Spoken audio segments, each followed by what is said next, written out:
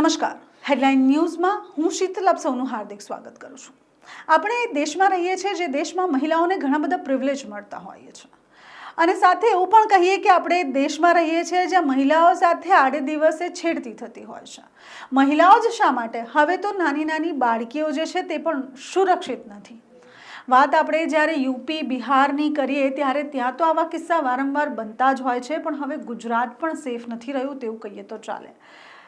આમાં બે વાત થઈ શકે, યા તો મહિલાઓને જે પ્રિવિલેજ મળે છે તેનો ગેરફાયદો ઉઠાવવામાં આવે છે, યા તો પછી ખરેખર જ મહિલાઓ સાથે ઘણી વખત એવા કિસ્સા બની જતા હોય છે જ્યાં મહિલા પોતાનો અવાજ નથી ઉચકી શકતી અને તેની સાથે વારંવાર કંઈક ને કંઈક ખરાબ થતું રહે છે।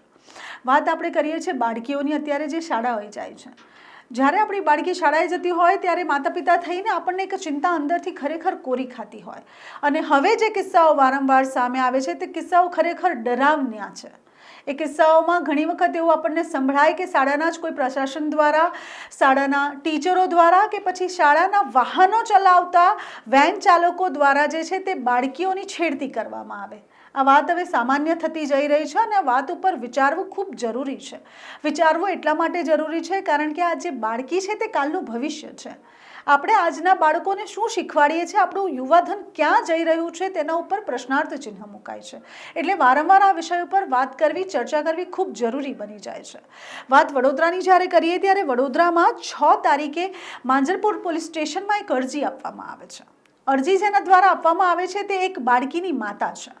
માંજલપુરમાં એક શાળા છે, શાળાનું નામ છે મહાત્મા ગાંધી વિદ્યાલય। મહાત્મા ગાંધી વિદ્યાલયના ધોરણ 8માં ભણતી એક બાળકીની માતા દ્વારા માંજલપુર પોલીસ સ્ટેશનમાં જે છે તે એક અરજી આપવામાં આવે છે।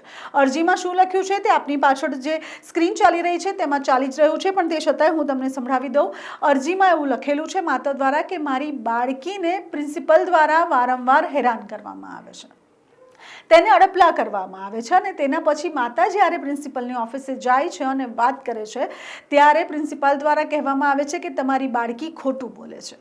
હવે અહીંયા પ્રશ્નાર્થ ચિહ્ન ફરી એક વખત મુકાય છે કે આમાં ખરેખર સાચું કોણ અને ખોટું કોણ। માતા દ્વારા 6 તારીખે અરજી માંજલપુર પોલીસ સ્ટેશનમાં કરવામાં આવી, તેના પછી માતાએ જે તે એરિયાના જે પણ સમાજસેવક છે તેનો સંપર્ક સાધ્યો। સંપર્ક સાધ્યા પછી જેટલા પણ મીડિયા હાઉસ વડોદરા શહેરમાં છે તે બધા વડોદરા શહેરના મીડિયા હાઉસમાં આ અરજીની એક કોપી મોકલવામાં આવી।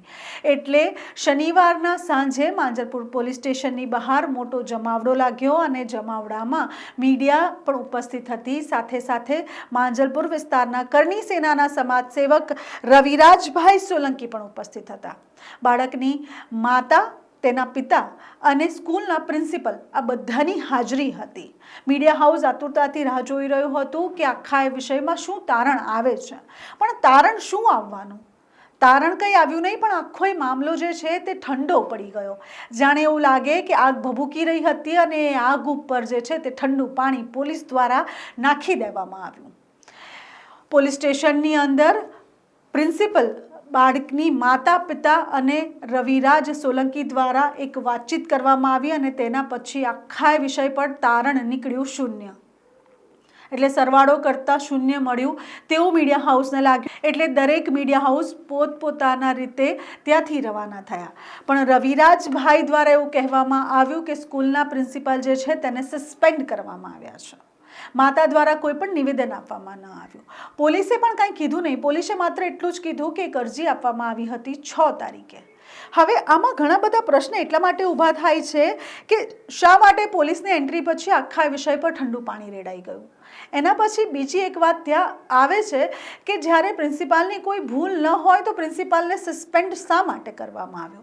અને ત્રીજી વાત અહીંયા એ પણ થાય છે કે જો માતાને ખરેખર તેની બાળકની ચિંતા છે, બાળકીને ખરેખર એવું લાગે છે કે તેની સાથે શારીરિક ચેડા થયા છે, તો પછી શા માટે એ માતાએ પોતાની અરજી પાછી ખેંચી લીધી હશે, યા તો પછી શા માટે મીડિયાની સમક્ષ કોઈ પણ પ્રકારના નિવેદન આપવામાં એ ચૂકી ગઈ હશે?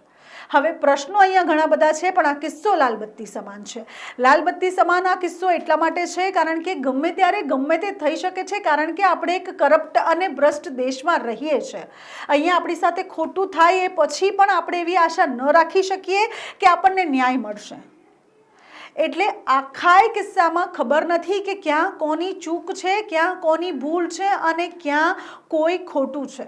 હવે સૂત્રો દ્વારા એવું પણ જાણવા મળી રહ્યું છે કે આખા મામલામાં ક્યાંક સમાધાન થયું હશે, પણ સાચું શું છે તે ખબર નથી. આ કિસ્સા પરથી એવું જાણવા મળી રહ્યું છે કે આપણા બાળકો જ્યારે પણ સ્કૂલ જતા હોય ત્યારે બાળકીઓને સતર્ક રહેવાની જરૂર છે. માતાઓ જે બાળકીઓ સાથે વાતચીત કરતી હોય છે તેઓએ આંતરે દિવસે બાળકને પૂછવાની જરૂર છે કે શાળામાં તેમની સાથે શું બને છે.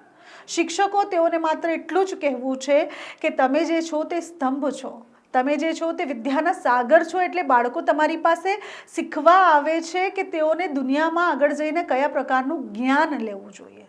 એ નહીં કે તમે આવી અને તમારી સાથે તમે એની સાથે શારીરિક ચેડા કરો અને તમે એ જ વ્યક્તિને પરેશાન કરો જે વ્યક્તિ ગુરુ સમજીને તમારા ચરણે લાગે છે.